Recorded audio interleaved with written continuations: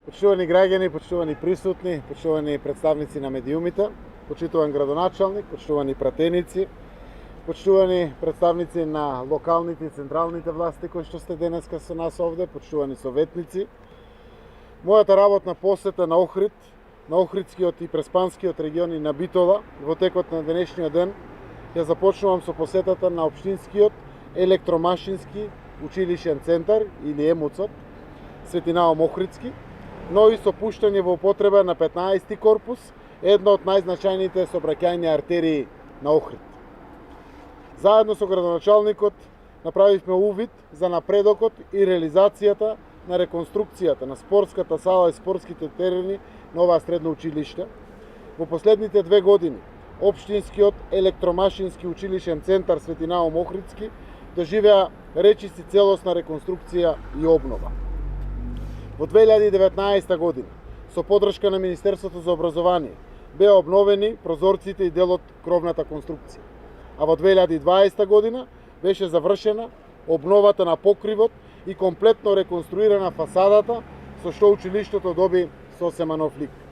Дополнително, Општина Охрид ги реновираше сите училници, кабинети и канцелариски простории, а со цел да се овозможи поголема функционалност на онлайн часовите за учениците од оваа средно училиште, беа набавени 20 нови десктоп компјутери. Сега се во тек работите на реконструкцијата на спортската сала и на спортските терени. Со тоа ово училиште го добива целосниот модерен и функционален училишен центар со сите погодности за изведување квалитетна настава. Ова училиште, како партнер на програмата за дуално образование, има посебно место во нашиот образовен систем, со оглед на фактот што за оваа новина во нашето образование посветуваме посебно внимание за да биде целосно и успешно имплементирано.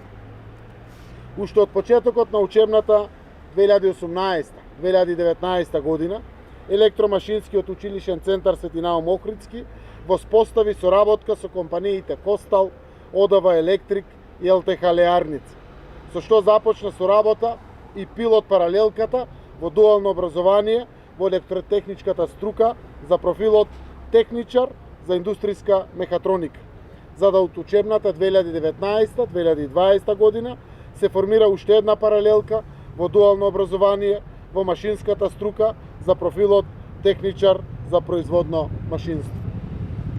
Почитувани граѓани, сите училишта, основни и средни, во Општина Охрид во овие 4 години беа целосно или деломно реконструирани.